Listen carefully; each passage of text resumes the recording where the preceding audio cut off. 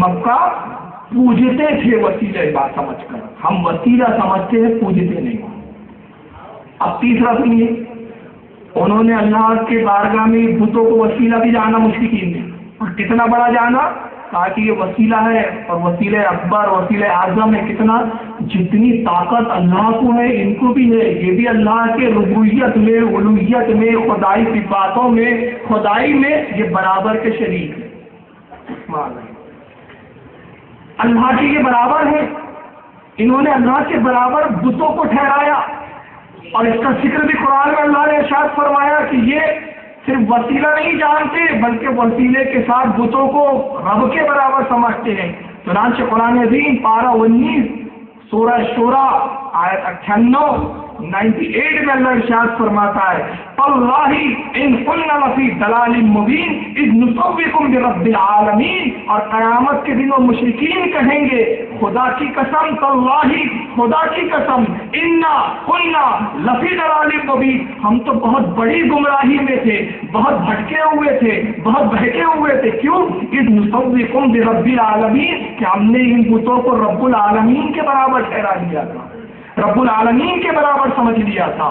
مطلب کیا ہوا کہ وسیلہ جاننے کے ساتھ ساتھ بتوں کو اللہ کے برابر بھی سمجھ لیا، اللہ کا دوست سمجھ لیا، اور ایسا دوست کہ اللہ ان کے وسیلے کو رد نہیں کر سکتا، ان کی شفاعت کو رد نہیں کر سکتا، ان کی سفارش کو رد نہیں کر سکتا۔ اور قرآن نے کہا کہ انہوں نے رب العالمین کے برابر جان لیا اور اس کی خدائی قوتوں میں، طاقتوں میں شریک ٹھہرایا، کہا یہ رب العالمین کے برابر ہے، جیسے یہ خالق ہے ویسے یہ خالق ہے، جیسے وہ پیدا کرتا ہے ویسے یہ پیدا کرتے ہیں، جیسے وہ مارتا ہے ویسے یہ مارتے ہیں، گویا یہ رب العالمین کے برابر طاقت و قوت رکھتے ہیں۔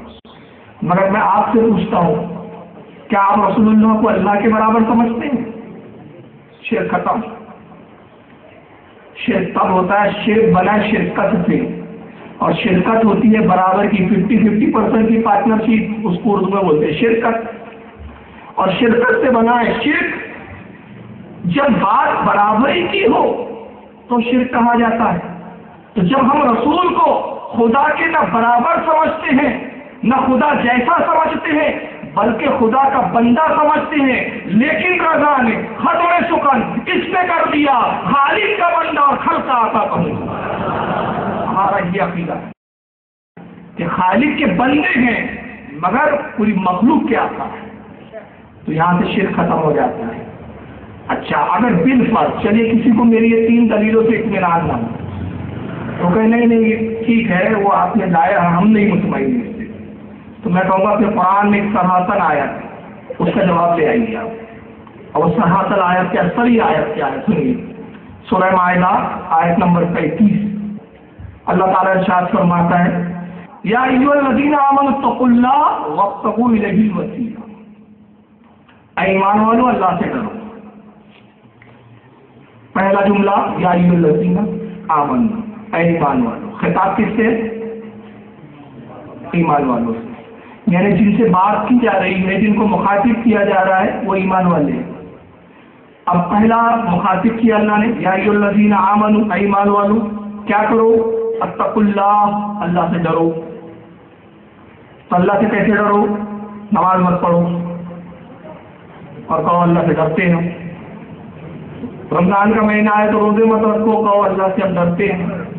اللہ تعالیٰ استطاعت دے، مال و دولت و حج مت کرو، کہو ہم اللہ سے ڈرتے ہیں۔ صاحب مال ہو، صاحب نصاب ہو، زکوٰۃ نہ ادا کرو، کہو اللہ سے ڈرتے ہیں۔ اس کو اللہ سے ڈرنا کہیں گے؟ نہیں۔ اللہ سے ڈرنے کے معنی نماز کا وقت ہو تو نماز پڑھو، روزے جب کی فرضیت کا جب وقت آ جائے، روزے آ جائے رمضان المبارک کی تو روزے بھی رکھو، حج کی استطاعت اللہ دے تو حج کر لو، زکوٰۃ کی استطاعت بخشے تو زکوٰۃ ادا کر دو۔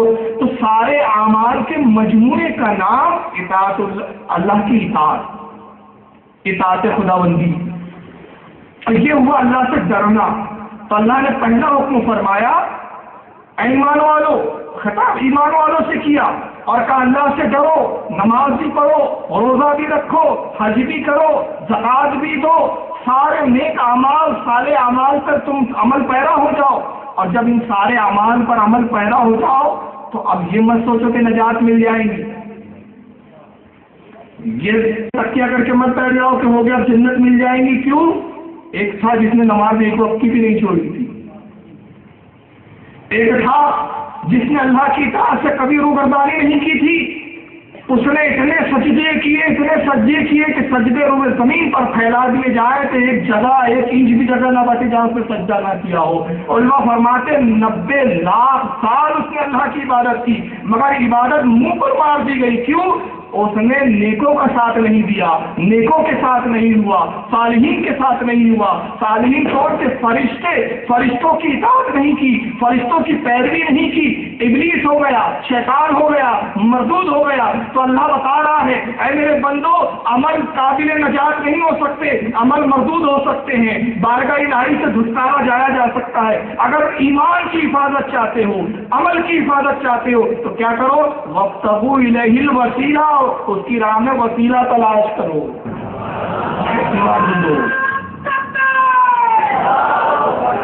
اور جب وسیلہ جھوٹ بن گے، کسی کو پکڑ لو گے، کسی ولی کے دامن سے وابستہ ہو جاؤ گے تو گمراہ نہیں ہو، بھٹکو گے نہیں۔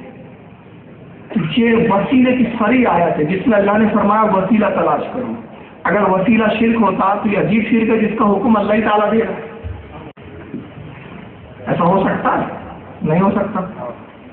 اب آئیے ایک بات، یہاں پر ایک اعتراض آتا ہے، اور اعتراض یہ ہے کہ ایک مولوی صاحب کہیں گے آپ کو بعد میں، وسیلے سے مراد نبی نہیں ہے، وسیلے سے مراد اولیاء نہیں ہے، وسیلے سے مراد پیر و مرشد نہیں ہے، وسیلے سے مراد صالحین نہیں ہے، وسیلے سے مراد کون ہے؟ تو کہیں گے وسیلے سے مراد اعمال ہے، نماز ہے، روزہ ہے، حج ہے، زکوٰۃ ہے، صدقات ہے، نیک اعمال ہے وسیلہ۔ اللہ نے کہا وسیلہ تلاش کرو، مطلب نماز پڑھو، اس کو وسیلہ بناؤ۔ یہ تھوڑی کہا کہ ولی کو بناؤ، کہاں ہے ولی کو بناؤ؟ تو میں کہتا ہوں سب سے پہلے آگے طے کر لیجئے کہ غیر اللہ کا وسیلہ شرک ہے یا نہیں، پہلے اس پہ آپ سمجھ میں کر لیجیے، کیونکہ آپ بولتے ہیں اپنی کتابوں میں لکھتے ہیں کہ غیر اللہ کا وسیلہ ہی شرک ہے، اللہ کے علاوہ کسی کا وسیلہ پکڑنا ہی شرک ہے۔ پہلے طے کر لیجئے کہ غیر اللہ کا وسیلہ شرک ہے یا نہیں ہے۔ تو یہ کہیں گے نہیں ہے تو میں ان کی کتابیں کھول کے دکھاؤں گی ان کے ابا حضوروں نے کیا کیا لکھا ہے۔ جگہ جگہ لکھا ہے، تقویٰ الایمان سے لے کر ہر چھوٹی بڑی کتاب میں لکھا ہے کہ غیروں کا وسیلہ لینے والا، کسی ولی کو شفیع جاننے والا، اعمال کا وسیلہ لینے والا، کسی بزرگ کو شفاعت کا حقدار سمجھنے والا، کسی اور کو وسیلہ اور شفیع قرار دینے والا شرک میں ابو جہل کے برابر ہے، معاذ اللہ۔ تو پہلے طے کر لو۔ تو کہیں گے ٹھیک ہے، ہمارے بزرگوں نے لکھا، علماء نے لکھا، تو غیر اللہ کا وسیلہ شرک ہے، اللہ کے علاوہ وسیلہ نہیں، حالانکہ اللہ کا وسیلہ نہیں لیا جا سکتا۔ تو وسیلہ اعمال سے لو، پھر دلیل بھی لائیں گے۔ دلیل کیا سنائیں گے؟ قرآن سے سنائیں گے۔ قرآن یہ بھی پڑھتے ہیں نا، ایسا تھوڑی نہیں قرآن آپ ہی پڑھتے ہیں۔ تو قرآن کیا سنائیں گے؟ قرآن سنائیں گے۔ دیکھو قرآن میں اللہ تعالیٰ نے فرمایا یا ایھا الذین آمنوا استعینوا بالصبر والصلاۃ ان اللہ مع الصابرین، اے ایمان والو صبر اور نماز سے مدد چاہو، بے شک اللہ صبر کرنے والوں کے ساتھ ہے، صابرین کے ساتھ ہے۔ اللہ نے وسیلہ قرار دیا نا نماز کو اور صبر کو۔ تو میں کہوں گا جب یہ بات طے ہو گئی کہ غیر اللہ کا وسیلہ شرک ہے، تو جو آپ نماز پڑھتے ہیں یہ اللہ ہے کہ غیر اللہ ہے؟ سمجھ میں آ رہی ہے بات؟ نماز کس چیز کا نام ہے؟ مسجد میں گیا، تکبیر تحریمہ جب تک نہ کہو نماز میں داخل ہی نہیں ہوتا بندہ۔ تکبیر تحریمہ کیا ہے؟ نیت کر کے کہ نماز میں پڑھ رہا ہوں، دل میں ارادہ کر کے اللہ اکبر بول کے کانوں تک ہاتھ اٹھانا اور پھر ہاتھ باندھنا۔ اب نماز میں آپ داخل ہو گئے، اللہ اکبر کا ہاتھ باندھ دیا، نماز شروع ہو گئی، رکوع کیا نماز ہو رہی ہے، سجدہ کیا نماز ہو رہی ہے، قاعدے میں بیٹھے نماز ہو رہی ہے، قیام کر رہے نماز ہو رہی ہے، سلام پھر رہے نماز ہو رہی ہے۔ ارکان کے مجموعے کا نام نماز ہے۔ وہ ارکان جو رسول اللہ نے کر کے بتائے، صحابہ نے کیے، صحابہ سے تابعین نے دیکھ کر کیے، تابع تابعین نے کیے، ان سب سے لیتے ہوئے ہم تک یہ ارکان پہنچے، ہم نے دیکھا اور جب ان ارکانوں کو ادا کر لیا تو کہا نماز ہو گئی۔ تو نماز چند ارکانوں کے، چند حرکت و سکنات کے مجموعے کا نام نماز ہے، اور اللہ فرما رہا ہے آپ کے کہنے کے مطابق نماز سے مدد چاہو۔ تو یہ بتاؤ جو تم نماز پڑھو یہ تو وسیلہ ہو سکتے ہیں، رسول اللہ نہیں ہو سکتے۔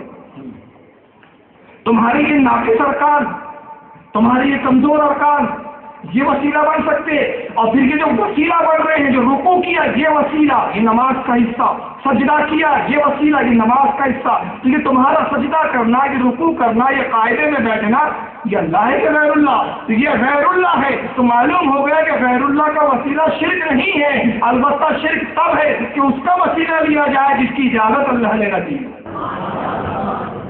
سمجھ میں آ گئی؟ میں اس سے چیز سناتا ہوں آپ کو، اب بہت آسانی سے سمجھ میں آ جائے گا۔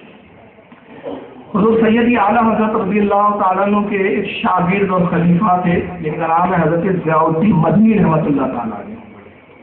مدینہ منورہ میں آج حضرت کی زندگی میں آپ تشریف لے جائے، مدینہ میں وصال ہوا، جنت البقیع شریف میں آپ کی مزار اقدس ہے، اور علماء اہل سنت اور عوام اہل سنت قطب مدینہ کے نام سے ان کو یاد کرتے ہیں۔ وقت کے ولی کامل تھے، ان کے زمانے میں جب نجدی حکومت آئی، ترکی حکومت ختم ہوئی، نجدی حکومت قابل ہوئی، تو چونکہ وہ سنی تھے، صحیح عقیدہ تھے، عرب کے مرشد خلیفہ تھے، شاگرد تھے، نجدیوں نے پریشان کیا، اور ایک مرتبہ پھر ایک نجدی سے ان کا مناظرہ ہوا۔ مناظرے کا موضوع وسیلہ۔ نجدی مناظر نے کہا کہ وسیلہ پکڑنا حرام ہے، اللہ سے ڈائریکٹ مانگو، اللہ صاحب سنتے ہیں اور دیتے ہیں، وسیلہ پکڑنا شرک۔ تو حضرت ضیاء الدین مہاجر مدنی رحمۃ اللہ علیہ نے قرآن کی یہ آیت پڑھ کے سنا، دلیل میں فرمایا کہ اللہ تعالیٰ کا قرآن میں ارشاد فرماتا ہے یا ایھا الذین آمنوا اتقوا اللہ وابتغوا الیہ الوسیلہ، ایمان والو اللہ سے ڈرو اور اس کی راہ میں وسیلہ تلاش کرو۔ تو پھر وسیلہ کیسے شرک ہو سکتا ہے جب وہ خود حکم دے رہا ہے؟ تو نجدی مناظر و مولوی صاحب نے کہا کہ جناب قرآن نے دوسری جگہ کہا یا ایھا الذین آمنوا استعینوا بالصبر والصلاۃ ان اللہ مع الصابرین، ایمان والو صبر اور نماز سے مدد چاہو اور اللہ صبر کرنے والوں کے ساتھ ہے۔ یہاں وسیلے سے مراد صبر ہے اور نماز ہے۔ کیا ہے وسیلے سے مراد؟ صبر اور نماز۔ حضرت قطب مدینہ ضیاء الدین مدنی رحمۃ اللہ تعالیٰ علیہ فرماتے ہیں اس مولوی سے، کہا مولوی صاحب یہ بتائیے جو آپ نماز پڑھتے یہ اللہ کی بارگاہ میں قبول ہے کہ نہیں؟ تو نے کہا ہمیں کیا معلوم قبول ہے، بس پڑھتے ہیں، اللہ جانتا قبول ہوتی ہے کہ نہیں ہوتی ہے، گمان ہے، امید ہے کہ وہ قبول کر لے، لیکن ہمیں کچھ پتہ تھوڑی ہے، کنفرم تھوڑی ہے کہ صاحب وہ قبول ہوتی ہے۔ کا مطلب آپ کو شبہ ہے کہ نماز قبول ہو بھی سکتی ہے نہیں بھی ہو سکتی؟ کہا ہاں بالکل ایسی۔ اچھا یہ بتائیے اللہ کے رسول صلی اللہ علیہ وسلم اپنے رب کی بارگاہ میں قبول ہے کہ مقبول ہے کہ نہیں ہے؟ رسول اللہ تو قبول ہے، اور جب رسول بارگاہ رب العزت میں مقبول ہے، قبول ہے، تو ان کا وسیلہ شرک بولتا ہے، جس پہ ڈاؤٹ ہے اس کو وسیلہ بناتا ہے۔ سمجھ میں آ رہی ہے آپ کے بات؟ تو ان کا پورا مذہبی ڈاؤٹ فل ہے، کبھی کچھ چیز بدعت ہو جاتی ہے، کبھی وہی چیز ان کی سنت بن جاتی ہے، اور ان کو ہر بدعت بریلیوں کی نظر آتی ہے، اپنی بدعتیں نظر نہیں آتی۔ نیٹ پر میں نے چیلنج کیا تھا، آج تقریباً 2.5 سال ہو گئے، کسی مائی کے لال نے جواب نہیں دیا۔ اگر یہاں کے غیر مقلدین سن رہے ہو سنجیدگی کے ساتھ، میں کوئی جھگڑنے نہیں آیا ہوں، لڑنے نہیں آیا ہوں، دین کی بات ہے، شریعت کی بات ہے، اللہ کے رسول کی بات ہے، اللہ کی بات ہے۔ آپ ہماری بے شمار بدعتیں بتاتے ہیں۔ ابھی ایک بچے نے سوال کیا، آپ لوگوں کو میں سوال جواب کا موقع دوں گا، کہا کہ اعتراض یہ کیا جا رہا ہے کہ یہ جو نماز سے پہلے صلاۃ پڑھی جاتی ہے یہ بدعت ہے، یہ پہلے نہیں تھی۔ میں نے کہا اس کا جواب تو ہم بعد میں دیں گے، سعودی عرب میں تہجد کی اذان ہوتی ہے، کس حدیث میں دکھا دو اللہ سے پہلے؟ کہاں پر؟ ہمارے ہندوستان کی بات نہیں کر رہا ہوں، سعودیہ کی۔ حجاج اکرام بیٹھے ان سے پوچھئے تہجد کی اذان ہوتی ہے، مجھے بتائیے کس حدیث میں آیا؟ دور رسالت میں کیا تہجد کی اذان ہوتی تھی؟ دور ابو بکر صدیق میں تہجد کی اذان ہوتی تھی؟ دور فاروق اعظم میں تہجد کی اذان ہوتی تھی؟ دور عثمان غنی میں؟ دور حضرت مولا کائنات علی مرتضیٰ میں؟ کس دور میں تابعی، تبع تابعی، ائمہ مجتہدین تمہاری حکومت آنے تک اس سے پہلے کس دور میں ہوتی تھی؟ تہجد کی اذان بتاؤ اور 1 لاکھ روپے مجھ سے انعام لے جاؤ۔ اپنی بدعتوں کی کوئی فکر نہیں، ساری ہماری بدعتیں اور پیارے اپنے گریبان میں کچھ ہاتھ کے دیکھ۔ یہ حدیث بخاری میں ہے کیا؟ 100 سوال نیٹ پہ ڈالے کہ یہ بخاری میں کہ آج تک کوئی سب کو بخار آیا ہوا ہے، ایک جواب دینے کے لیے تیار ہے، ایک ہی جواب۔ بڑے نہیں مجھے اور ہوتے ہیں، اگر میں گالی بکی بتا دے بھائی کہاں گالی بکی، ہم تو سنجیدگی کے ساتھ سوال پوچھ رہے، तुम इतने सवाल पूछते हो, चादर चढ़ाना कहाँ है, जवाब हम देते हैं। तुम पूछते हो फातिहा देना कहाँ है, जवाब हम देते हैं। तुम पूछते हो मिलाद मनाना कहाँ है, जवाब हम देते हैं। अबे तुम जब से पैदा हो गए तब से सवाल कर रहे हैं, हम जवाब दे रहे हैं। हमने एक पूछा और 13 दोगे? अजीब मजहब है यार। तो तुम पूछते क्यों हमसे? इसलिए पूछते हो, तुम भी जानते हो कि इल्म सिर्फ बरेली के संख्या के पास है और उसके गुलामों के पास है। जवाब देंगे।